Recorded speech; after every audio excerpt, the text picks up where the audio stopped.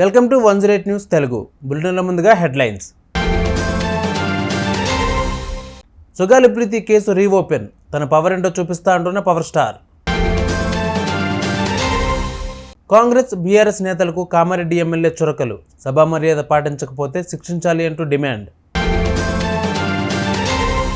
తెలంగాణ ముఖ్యమంత్రి రేవంత్ రెడ్డిని కలిసిన సినీ నటుడు అర్జున్, భేటీపై తలలు బాదుకుంటున్న నెటిజన్లు.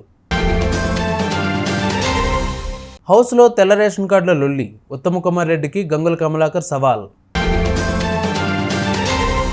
ప్యారిస్ ఒలింపిక్లో దూకుడు పెంచిన భారత్, విజయానికి మరో మెట్టు దూరంలో తెలుగమ్మాయి. ఉప ముఖ్యమంత్రి పవన్ కళ్యాణ్ గారిని కలిసి వినతిపత్రం అందించిన సుగాలి ప్రీతి తల్లి శ్రీమతి పార్వతి, మా అమ్మాయి సుగాలి ప్రీతిపై అఘాయిత్యానికి పాల్పడి హత్య చేసిన కేసును సిబిఐకి అప్పగిస్తూ గత ప్రభుత్వం జీవో ఇచ్చింది. అయితే సిబిఐ వరకు కేసు వెళ్లలేదు అని సుగాలి ప్రీతి తల్లి శ్రీమతి పార్వతి కన్నీటి పర్యంతమయ్యారు. రాష్ట్ర ఉప ముఖ్యమంత్రి పవన్ కళ్యాణ్ గారిని కలిసి వినతిపత్రం అందించారు. మంగళవారం సాయంత్రం మంగళగిరిలో శ్రీ పవన్ కళ్యాణ్ గారిని తన కుటుంబంతో కలిసి వినతిపత్రం ఇచ్చి ఆవేదన వ్యక్తం చేశారు. తమ బిడ్డకు జరిగిన అన్యాయం మరే ఆడబిడ్డకు జరగకుండా చూడాలని కోరారు. సిబిఐ దర్యాప్తు ప్రారంభించేలా చర్యలు తీసుకోవాలని ఎన్నోసార్లు విజ్ఞప్తి చేసినా స్పందన రాలేదన్నారు. ఈ కేసు విషయంలో తమకు న్యాయం చేయాలని కోరారు. ఉప ముఖ్యమంత్రి వర్యులు శ్రీ పవన్ కళ్యాణ్ గారు స్పందిస్తూ సుగాలి ప్రీతి కేసు విషయంలో ఆమె తల్లి శ్రీమతి పార్వతి గారు పోరాడుతూనే ఉన్నారని, ఈ విషయంపై పోలీసు అధికారులతో మాట్లాడతానని తెలిపారు. ఈరోజు ఉంటాం, రేపు పోతాం, కానీ తరతరాలు మనల్ని గుర్తుంచుకునేలా ఉండాలి. ప్రతి ఒక్కరికి సభా సంస్కారం కలిగి ఉండాలి. ఈ 2024 సంవత్సరంలోని తెలంగాణ 3వ శాసనసభలో ఉన్నటువంటి ఈ 119 మంది గురించి గొప్పగా చెప్పుకునేలా అందరం ప్రవర్తిద్దాం అంటూ కామారెడ్డి ఎమ్మెల్యే ఇరు పార్టీ వర్గాలకు చురకలు అందించారు. సభ మర్యాదలు పాటించకుండా ఇష్టం వచ్చినట్టు ప్రవర్తించిన వాళ్ళని మళ్ళీ అలా చేయకుండా శిక్షించాలి అంటూ అసెంబ్లీ సభ్యులపై ఘాటుగా స్పందించారు. మీ అనుమతితో ఒక్క 2 నిమిషాలు అందరికి సంబంధించిన విషయం అన్నా. నేను కొత్తగా ఈ సభలోకి వచ్చినాం. నేను నిన్న కూడా చెప్పినాం, సభ ద్వారా ఎన్నో మాట్లాడాలా, ప్రజలకు పనికొచ్చే మాటలు మాట్లాడాలని చెప్పి నేను కూడా అనుకున్నాను. ఒక్క 2-3 నిమిషాలు ఇవ్వండి దీని గురించి అన్న. నేను రాత్రులు కూర్చుండి డేలో కూర్చుండి కొత్తగా స్కూల్కి పోయినోడు రాసుకున్నట్టు రాసుకుంటున్నాను. ఇది ఈ సబ్జెక్టులన్నీ కొత్తగా స్కూల్కి పోయినాడు కొత్త బ్యాగ్ వేసుకొని ఎట్లా పోతాడో అట్లా వస్తున్నాం. వీడికి వచ్చి చూస్తే ఏమవుతున్నది, ర్యాగింగ్ లాగా ఉన్నది అన్న. నేను ఎవరిని ఉద్దేశించి మాట్లాడి, దయచేసి 50 మంది కొత్తలు ఉన్నాము, ఇంకొక 60 మంది పాత వాళ్ళు ఉన్నారు, చాలా సీనియర్లు ఉన్నారు అన్న. మార్గదర్శకంగా ఉండాలనేది నా ఆలోచన. సభ నడుస్తుంటుంది, సభ్యుడు మాట్లాడుతుంటాడు, ఒక 4 అక్కడ నిలబడి మాట్లాడతారు, ఒక 3 ఇక్కడ నిలబడి మాట్లాడతారు. సభ నడిపేటప్పుడు కనీసం సభా సంస్కారం ఉండాలి. మనం మాట్లాడకూడదు, సభాధ్యక్షుడు చూస్తాడు అనే ఆలోచన ఉండాలి. శాసనసభ వ్యవహారాల మంత్రి గారికి నేను కోరేది ఏంటంటే అన్న, రేపటికి మనం మార్గదర్శకంగా ఉండాలని కోరుకుంటున్నాం. కొత్తగా వచ్చిన పోయి రేపు పొద్దున మారకపోతావా, నేను చూడకపోతానా అని ఎవరన్నా అనుకుంటుండొచ్చు మనసులో. నేను మారే వ్యక్తిని కాదన్నా, రాజకీయాలకు నేను కొత్త కాదు, నేను జిల్లా పరిషత్ చైర్మన్గా చేసిన. నిజాయితీగా గెలవాలని చెప్పి ఇన్ని సంవత్సరాలు పట్టింది తప్ప ఏదో వంకరతో వల్ల గెలవాలనుకుంటే ఎన్నడో వచ్చేవాడిని. కానీ ఇవాళ కూడా అందరూ కష్టపడే వచ్చినా ఇక్కడికి వచ్చిన తర్వాత మారుతున్నారా, లేకపోతే ప్రజల్లో మాట్లాడే మాటకు అక్కడున్న సీరియస్నెస్ ఇక్కడ ఉండదా అనేది నాకు అర్థం కావట్లేదు అన్న.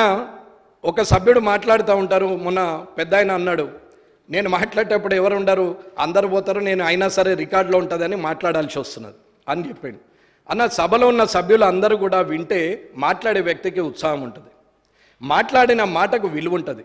నోటైన మాట మీ ద్వారా ఉన్న ఇక్కడ 119 మంది ద్వారా అన్ని నియోజకవర్గాలకు వెళ్ళే పరిస్థితి ఉంటుంది. అది చేయాల్సింది పోయి అందరం ఇష్టం ఉన్నట్టే వెళ్ళి వస్తున్నాం. సరే, టీ బ్రేక్ అని ఉదయం 10 గంటలకు స్టార్ట్ అయితే ఒక 12 గంటలకు టీ బ్రేక్ ఇచ్చినా అందరూ ఒకసారి పోయి ఒకసారి వస్తారు. ఇది నడుస్తూనే ఉంటుంది, పోయేటోళ్ళు పోతుంటారు, వచ్చేస్తూనే ఉంటారు. కాలేజీలో ఇంటర్మీడియట్ పిల్లల్ని చూసినట్టు అవుతున్నది తప్ప టీచర్ అటు చూసేసరికి ఒక పీరియడ్ అటెండ్ ఈయనకెళ్ళి వెనక డోర్లోకి వెనకకి వెళ్ళిపోయినట్టున్నది. ఇది పరిస్థితి అన్న. నేను ఎవరిని అవమానించట్లేదు. ఈ సభ అంటే నాకు గౌరవం, ఇది చట్టసభ. ఈ చట్టసభలో ఖచ్చితంగా అందరం గౌరవంగా ఉండాలా. రేపు పొద్దున రాజకీయాలు నేను కక్ష ద్వేషాలతో ఉండాలని నేను కోరుకోవట్లేదు. అందరితోని మంచే ఉండాలి, కానీ మంచిని మంచి అనాలా, చెడుని చెడు అనాలా అన్న. ఇవాళ రుణమాఫీ ఉంది, నాకు అవసరం లేదు, నేను రావద్దని అనుకోవచ్చు, కానీ అది కాదు. చేస్తుంది మంచి పని, ఏ పార్టీ అనేది అనవసరం. ప్రభుత్వంలో ఒక సభ్యుడిగా ఉన్నాం, ఆ ప్రభుత్వం నాది, నేను ఇది కాంగ్రెస్ ప్రభుత్వం అని మీరు అనుకుంటుండొచ్చు, కానీ ఇది తెలంగాణ రాష్ట్ర ప్రభుత్వం అని నేను అనుకుంటున్నాను. ఈ రాష్ట్ర ప్రభుత్వంలో 119 మంది సభ్యులం ఉన్నాం. ఈ ప్రభుత్వం మనందరిది. ఈ ప్రభుత్వం చేసే కార్యక్రమాలల్లో పోవాలా, కూర్చోవాలా. అక్కడ సోనియా గాంధీ గారిదో, రాజీవ్ గాంధీ గారిదో, రాహుల్ గాంధీ గారిదో మీరు ఫోటో పెడితే మేము వెళ్ళొచ్చేస్తుండే. కానీ అక్కడ ముఖ్యమంత్రి గారిది ఉంది, అక్కడ వ్యవసాయ శాఖ మంత్రి గారిది ఉంది, ఫైనాన్స్ మినిస్టర్ది ఉంది, కానీ ఇంకేది లేదు. అంటే ఇది రాష్ట్ర ప్రభుత్వము అని అనుకుంటున్నాం. మీరు కూడా అలాగే ఆలోచించమని చెప్తున్నా తప్ప నేను వేరే దాని గురించి ఏం మాట్లాడట్లేదు. తిట్టుకోవడం ఎంతసేపు అన్నా సెటైర్లు 100 వేస్తా నేను కూడా. బయట నా అంత సెటైర్లు ఎవరు వేయనేయ్యరు, కానీ నేను అట్లా వేయను. ఎందుకు అని అంటే మాట మాట్లాడడం, అరవడం, ఎదుటోళ్ళ మీద కామెంట్ చేయడం, అక్కడ మాట్లాడుతుంటే ఇక్కడ అడవడం, ఇక్కడ మాట్లాడితే ఇక్కడ అరవడం అనేది నడుస్తూ ఉండని రోజులు. ఏం లాభం, ఏమవుతుంది అనేది నా ఉద్దేశం.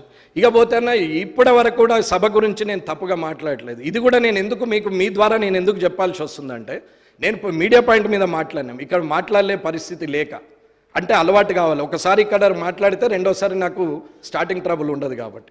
సరే, అక్కడ మాట్లాడినప్పుడు కనీసం మార్పు వస్తుంది అనుకున్నాం. పేపర్లో వచ్చింది. నన్ను నేను ఏదో గొప్పగా అనుకుంటుండేమోని, మీరు అందరూ అపార్థం చేసుకుంటారేమోని నేను ఇందులో మాట్లాడడానికి మళ్ళీ చెప్పాను తప్ప ఇంకా వేరే ఉద్దేశం లేదు. ఎక్కడైనా ఏదైనా సరే ఇది ఒక్కసారి గౌరవ శాసనసభ్యులందరూ కూడా మనం రేపటి మనం ఉంటాం పోతాం. రేపు పొద్దున ఎంతోమంది ఉన్నారు, ఎంతోమంది రాజకీయ నాయకులు వచ్చారు. టక్కన చెప్పమంటే 5-6 పేర్లకు ఎక్క చెప్పలేం. ఆ 5-6లో మనముందాము అనేది మన ఆలోచన. ఆ 5వ 6వ నంబరో 7వ నంబరో 10వ నంబరో మనం ఉండాలనేది ఆలోచన తప్ప ఏం లేదు. ఈ 2024 నుంచి ఏదైతే ఈ శాసనసభ ఉందో, ఈ 3వ శాసనసభ ఉందో, ఇది ఎల్లకాలం తెలంగాణ ఉన్నన్ని రోజులు, తెలంగాణలో జనం ఉన్నన్ని రోజులు, ఈ శాసనసభ ఉన్నన్ని రోజులు ఈ 119 మంది గురించి గొప్పగా చెప్పుకోవాలనేది నా కోరిక. ధన్యవాదాలు. తెలంగాణ ముఖ్యమంత్రి రేవంత్ రెడ్డిని సినీ నటుడు అర్జున్ మర్యాదపూర్వకంగా కలిశారు. సీఎంను శాలువాతో సత్కరించారు. సీఎం కూడా అర్జున్ను శాలువాతో సత్కరించారు. జూబ్లీహిల్స్లోని సీఎం నివాసానికి వెళ్లి అర్జున్ కలవడంతో ఈ భేటీకి గల కారణాలపై సోషల్ మీడియాలో చర్చ జరుగుతోంది. మర్యాదపూర్వక భేటీగానే చెబుతున్నప్పటికీ అసలు కారణం ఏంటనే ఆసక్తికర చర్చ సోషల్ మీడియాలో మొదలైంది. అయితే అర్జున్ రాజకీయ ప్రముఖులను కలవడం కొత్తేమీ కాదు. గత జనవరిలో ప్రధాని నరేంద్ర మోదీ చెన్నై పర్యటనకు వెళ్ళినప్పుడు కూతురిని వెంట పెట్టుకుని మరీ వెళ్లి ప్రధానిని అర్జున్ కలిశారు. అర్జున్ తన పెద్ద కుమార్తె ఐశ్వర్యకు జూన్ నెలలో ప్రేమ పెళ్లి చేసిన సంగతి తెలిసిందే. ఉమాపతిని అర్జున్ కుమార్తె ఐశ్వర్య ప్రేమించి పెద్దల అంగీకారంతో పెళ్లి చేసుకుంది. అర్జున్ కుటుంబంతో కలిసి చెన్నైలో నివాసం ఉంటున్నారు. బీఆర్ఎస్ ప్రభుత్వ హయాంలో ఒక్క రేషన్ కార్డు ఇవ్వలేదన్న మంత్రి ఉత్తమ్ కుమార్ రెడ్డి వ్యాఖ్యలకు గంగుల కమలాకర్ కౌంటర్ ఇచ్చారు. బీఆర్ఎస్ ప్రభుత్వం ఎన్ని రేషన్ కార్డులు ఇచ్చిందో ఆధారాలతో సహా గంగుల కమలాకర్ ఉత్తమ్ కుమార్ రెడ్డి ప్రశ్నలకు సమాధానమిచ్చారు. ఉమ్మడి రాష్ట్రం ఉన్నప్పటి నుండి తెలంగాణ ప్రజల కోసం పోరాడింది కేసీఆర్ ఒక్కడే అని వ్యాఖ్యానించారు. రాష్ట్ర బడ్జెట్లో రేషన్ కార్డులకు సరైన ఆదరణ లేకపోతే 50,000 రేషన్ కార్డులు సరిపోకపోతే అదనంగా మరో 35,000 జోడించి ఇచ్చామని పేర్కొన్నారు.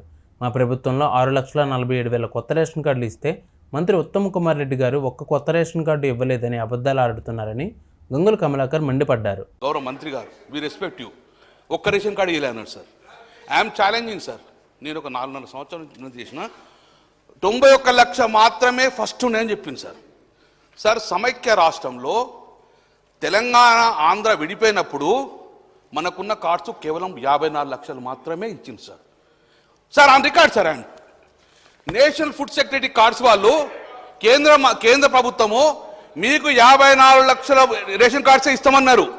వారేమన్నారు 91 లక్షలు అన్నారు. కాదు సార్, తెలంగాణ గౌరవ ముఖ్యమంత్రి కేసీఆర్ గారు మీరు 54 లక్షలు ఇస్తే మా పేదలు ఏం కావాలి, స్టేట్ భరిస్తుందని చెప్పేసి ఆ రోజు 35,50,000 స్టేట్ ఫుడ్ సెక్యూరిటీ కార్డ్స్ ఇచ్చారు సార్. ఇది అడగాడు. ఇంకో నెంబర్ 2 మళ్ళీ ఒక కార్డు ఇవ్వలేను సార్. ఇది మీకు పంపిస్తా సార్. డేట్ సార్ 2016 నుంచి 2022 వరకు శ్రీధర్ బాబు గారు సజీవ సాక్ష్యం. 2021లో నేనే న్యూ రేషన్ కార్డు లాంచ్ చేసింది భూపాలపల్లి జిల్లా కాన్స్టిట్యూన్సీలో, భూపాలపల్లి జిల్లాలో, భూపాలపల్లి దగ్గర. నేను 2021లో 3,11,000 కార్డ్స్ ఆ రోజు ఇచ్చాము.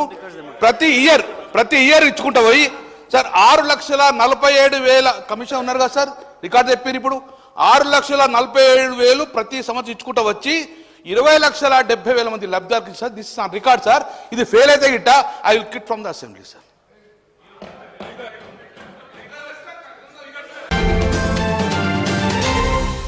భారత స్టార్ షట్లర్ తెలుగమ్మాయి 2 సార్లు ఒలింపిక్స్ పతక విజేత పివి సింధు ప్యారిస్ ఒలింపిక్స్ 2024లో అద్భుతమైన పర్ఫార్మెన్స్తో దూసుకుపోతోంది. ఈసారి కూడా పతకం సాధిస్తే హ్యాట్రిక్ ఒలింపిక్స్ మెడల్స్తో రికార్డు క్రియేట్ చేస్తుంది. ఆదివారం జరిగిన మహిళల సింగిల్స్ తొలి రౌండ్లో సింధు 21-9, 21-6 తేడాతో మాల్దీవులకు చెందిన ఫాతిమత్ నబాహా అబ్దుల్ రజాక్ను చిత్తుగా ఓడించింది. సింధుకు రజాక్ కనీస పోటీ ఇవ్వలేకపోయింది. ఇప్పుడు సింధు తన నెక్స్ట్ మ్యాచ్కు సిద్ధమవుతోంది. చూసారుగా ఇవి వాళ్ళ బులెటిన్ అప్డేట్స్. మరిన్ని అప్డేట్స్తో మళ్ళీ మీ ముందుకు వస్తాను. అంతవరకు కీప్ వాచింగ్ 108 న్యూస్ తెలుగు.